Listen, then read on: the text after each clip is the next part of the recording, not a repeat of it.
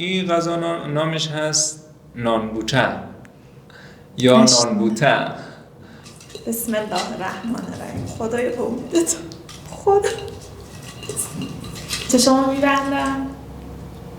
یعنی طاهره، فقط دلم میخواد غذای تو باشه. نه آقا دوباره نمیخوام اینو. نه من قبول نه آقا، اینجوری باشه من باید امتیاز. چرا؟ دوستان عزیز سلام، به یک برنامه دیگر چنل اتحاد پلاس خوش آمدید. تشکر از اینکه این برنامه را برای تماشا انتخاب کردید. امیدوارم هر کجا که هستید صحت و سلامتی برای شما باشه و بهترین آرزوها رو برای شما عزیزا دارم. دوستان عزیزم سلام بکنن تا بگیم قضیه از چه قراره. هموطنان عزیز سلام، امیدوارم که حالتون خوب باشه.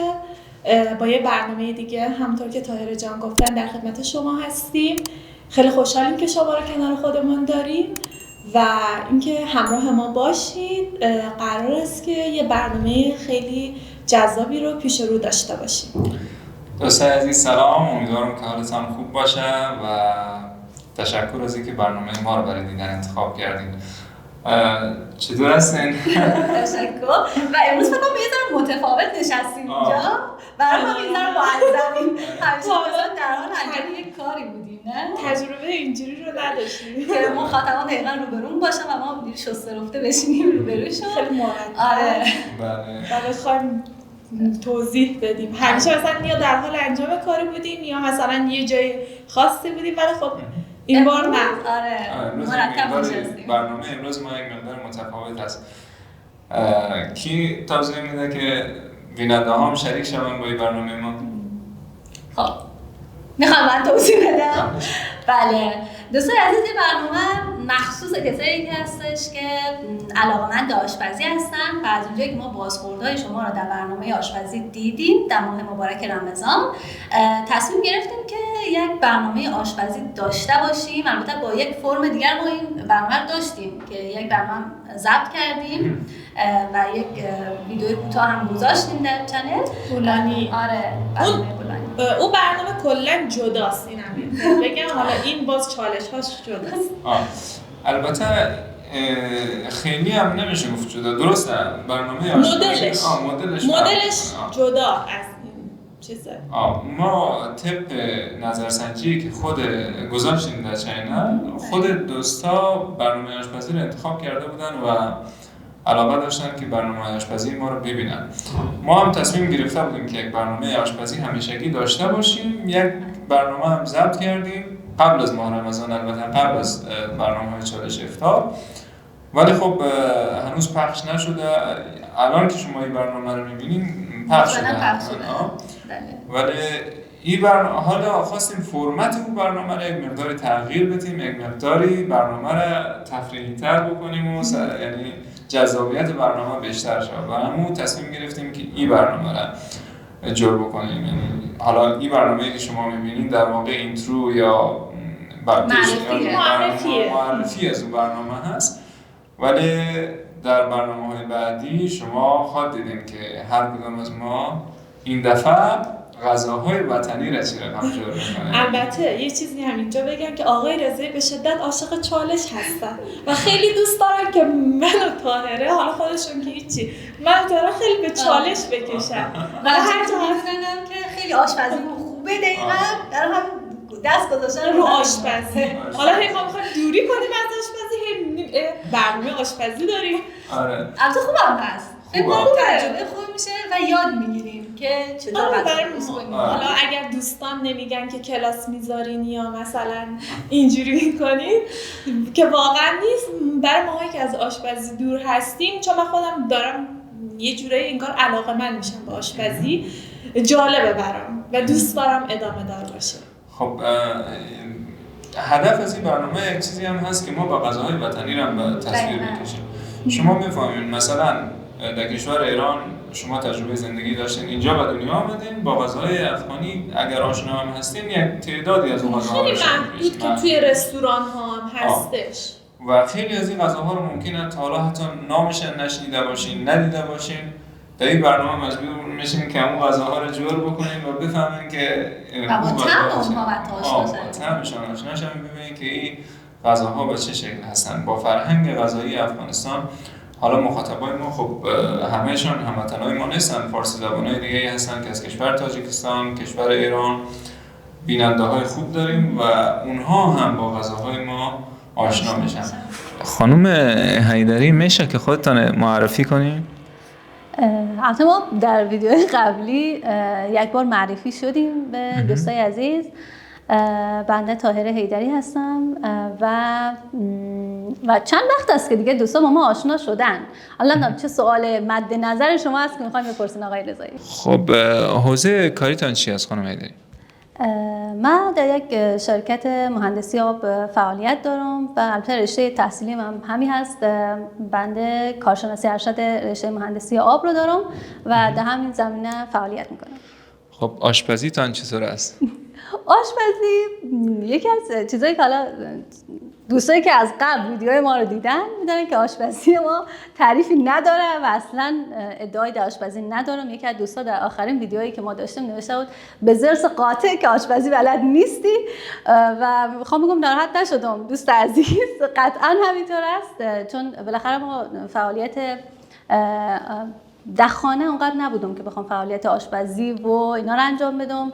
همیشه کار بیرون، دانشگاه، همیشه فعالیت‌های دیگه‌ای بوده که به اونا رسیدم و حالا فکر می‌کنم این برنامه خوبیش اینه که برای ما آشپزی رو ویژه‌تر باعث شد که بهش توجه کنم و بفهمم که چقدر اهمیت داره غذا و مهمان داشتن، چقدر استرس داره و باید آشپزی رو یاد گرفت. ولی آشپزیتان در برنامه‌های چالشی که خیلی خوب بود. اتفاقا به این دلیل بود که از قبل تمرین کرده بودم و الان استرسی رو دارم غذای وطنی رو خیلی درست نکردم.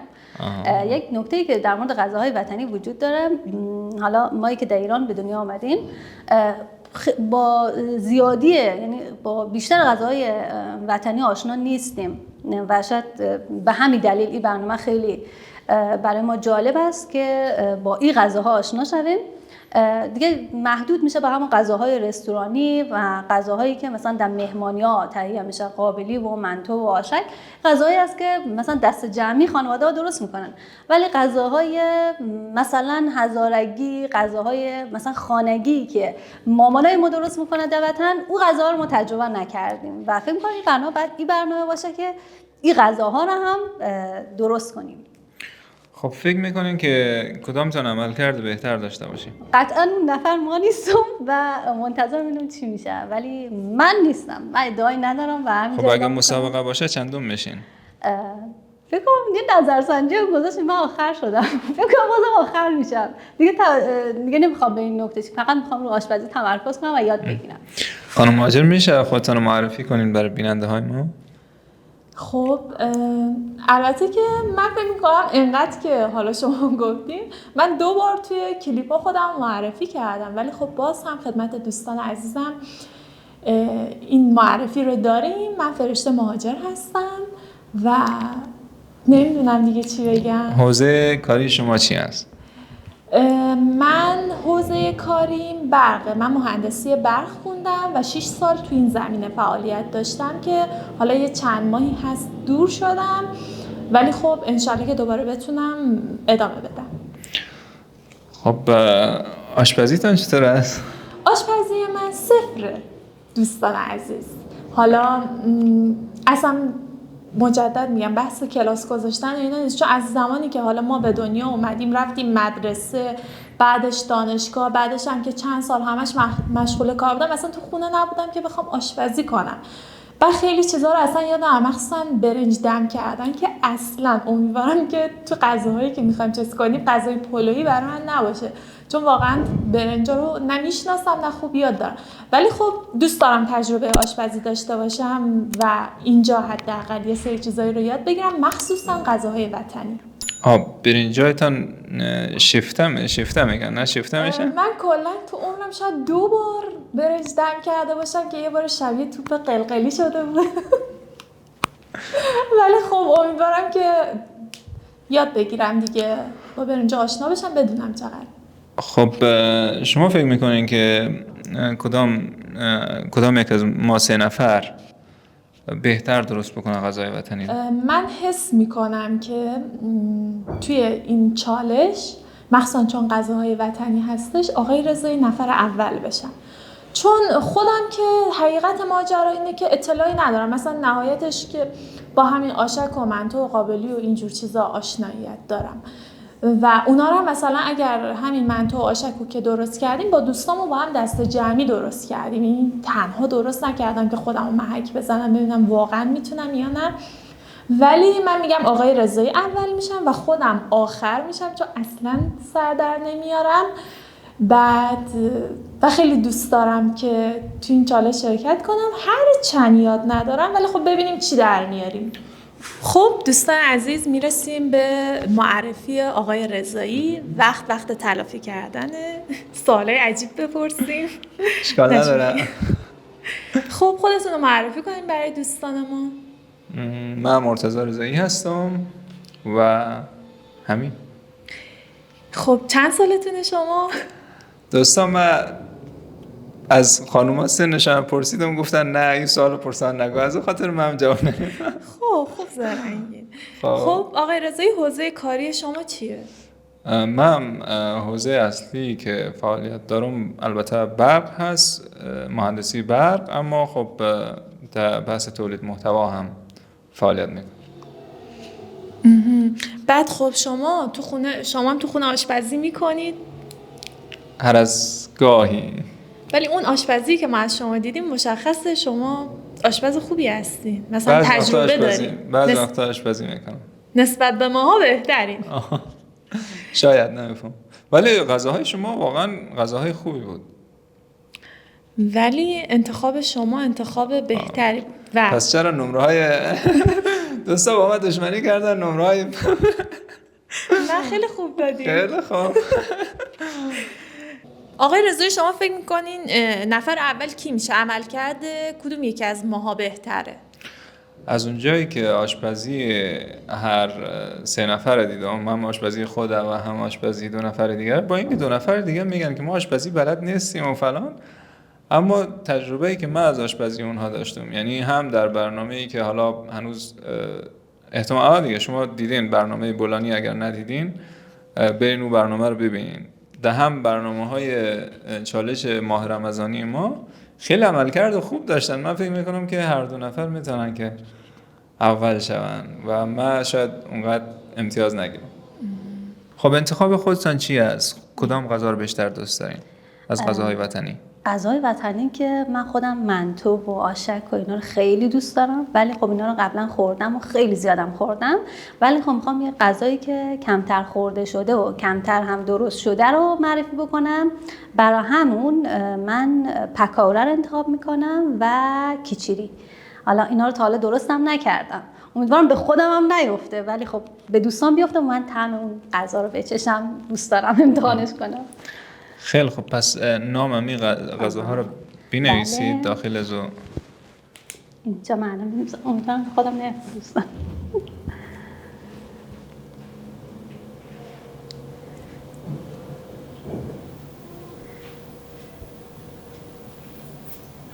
پکاوره.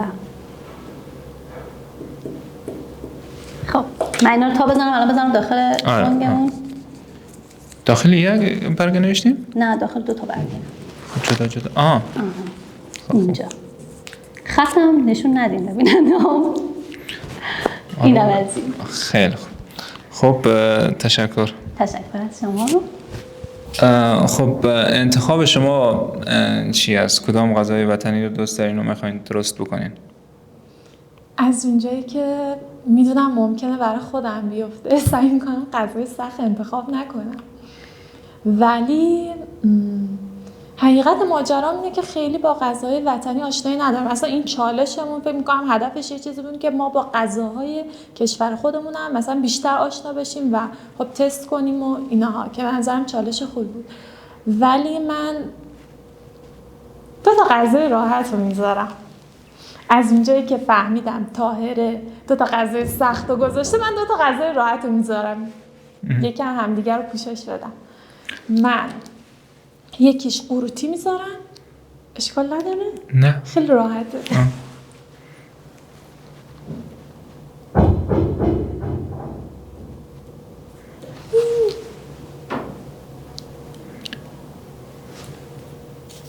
قابلی گوشت.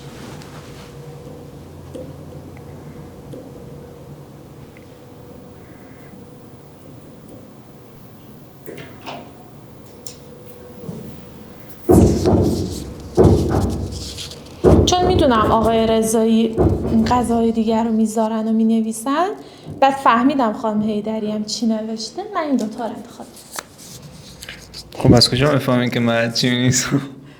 شما رو احتمال میدم غذایی که سخته مثلا تا حالا تست نکردیم و میذاریم. این هم از جالب من. خب تشکر. خواهش میکنم. خب آقای رضایی انتخاب شما کدوم غذا هست؟ لطفا غذای سخت نگین. من یه غذایی را انتخاب میکنم که زیادتر، یعنی معروفتر است، طرفدار بیشتر داره. نامش هست منتو. حتما شنیدین، بلد شاید باشین. بله، انتخاب خوبیه. منتو. و یکی دیگه هم غذای هزارگی انتخاب میکنم، شبیه به غذای که شما انتخاب کردین خانم مهاجر، شبیه او است ولی یکم کدوم غذا؟ قروتی گفتین دیگه، درسته؟ این غذا نامش هست نانبوته یا نانبوته میگن در جایی که مردم هزاره اکثرا این غذا رو بلدن، چون مخصوصا در اطراف اگر زندگی کرده باشن این غذا جز غذاهایی هست که همیشه بوده هست و هنوزم قدیمی نشده. خیلی غذای جالب است. خب آقای رضایی بی زحمت 2 تا بدین، اونجوری مشخص میشه. باش. آره که خواستیم بردارین واسه غذای خودتون رو بردارین. خوب، من انال میگیرم رو دوباره.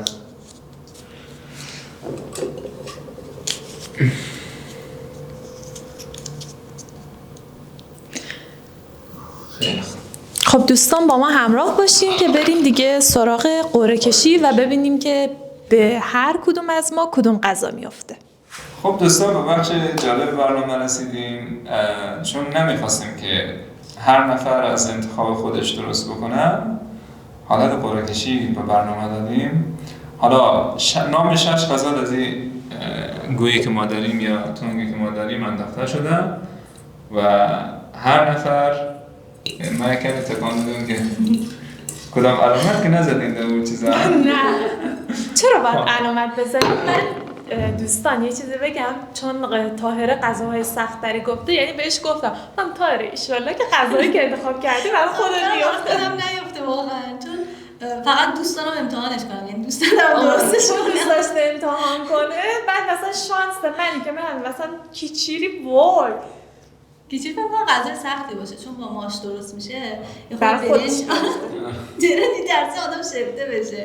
امیدوارم که این اتفاق نیفته برای خودم. حالا غذایی که برای آقای رضایی بیفته.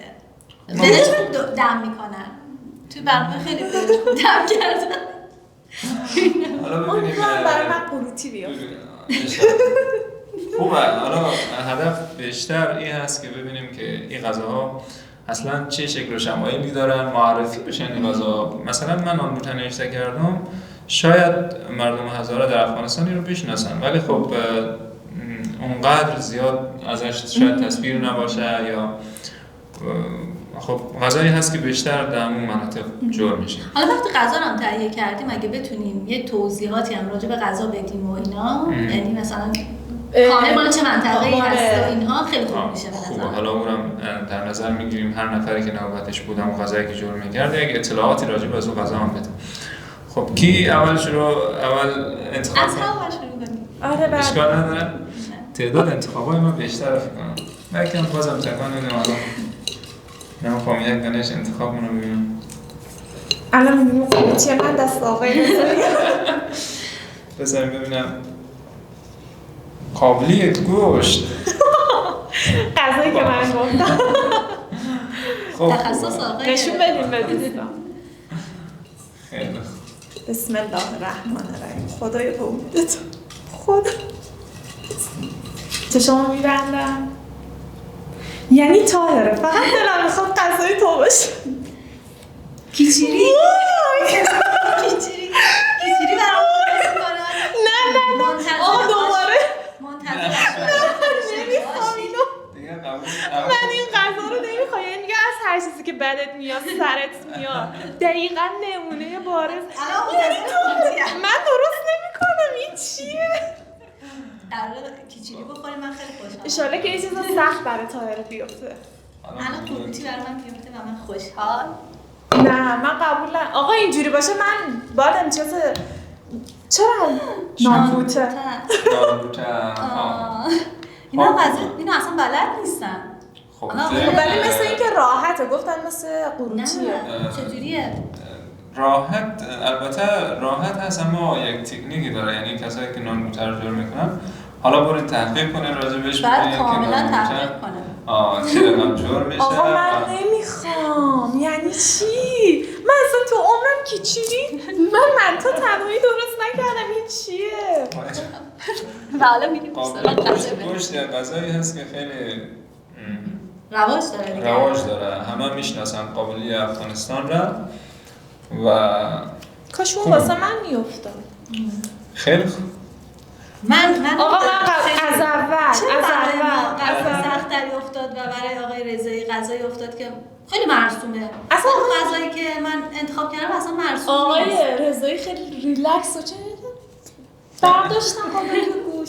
حالا ما انتخابای کمتری داشتیم از خودی گوشی می‌کردیم می‌دیدیم. خب من که خیلی خوب دوستان منتظر برنامه‌های ما باشیم. قرار است ببینیم که خانم مهاجر چه رقم کیچیری جور میکنه. کی نفر اول درست کی نفر اول اینم قرعه کشی کنیم. اونم قرعه کشی میکنیم. پلم پلیچ میکنیم. نه دیگه. البته گفته بودیم من اول جور میکنم چون قبلا در برنامه از همینجا به ترتیب میریم دیگه. به ترتیب میریم. اول دوم سوم. پس دوستا منتظر وضعی باشید که ببینیم چه رقم قابلی، کیچیری و نانبوته تیار میکنیم ما برای شما. من اصلا دوستان من از الان دیگه نمیخوام من باشه. سرچ بزنم ببینم چجوری درست میشه. این دفعه دیگه من تمام تلاش خودم میکنم که عملکرد خوبتر داشته باشم. در برنامه‌های قبلی من خیلی بحث من بودم برای قابل روش میافتاد میگفتم میخوام عمل کرده بهتر حالا درست هم نکردن اینا. بعد ببینم چجوری درست میشه. خودتون بهم آموزش بدید. شما لطفا اول اینو به من آموزش بده. غذایی که انتخاب کردی رو به من آموزش بده. آموزش اینا هست در خانه‌تان هم حتما مادرتان یا پدرتان شاید نانبوته خورده باشن بدن بجن. من اصلا تا حالا اسمش اولین بار حقیقت میشه. من اولین بار البته فکر کنم از زبون آقای رضایی شنیدم اسم این غذا رو. نمیدونستم چیه، فقط گفتم یه غذایی هست این شکلی خورده میشه. آقای رضایی گفتن این غذاست و اینها و آشنا شدم. خب پس خوبه دیگه. بله خیلی خوبه. من هیچ صحبتی دیگه ندارم. دوستا این بود از برنامه اینترو معرفی برنامه‌های آشپزی ما. امیدوارم که با ما در این سری برنامه‌ها همراه باشید. بله. فعلا خدایا رو نگهدارتون. خدا این چیه؟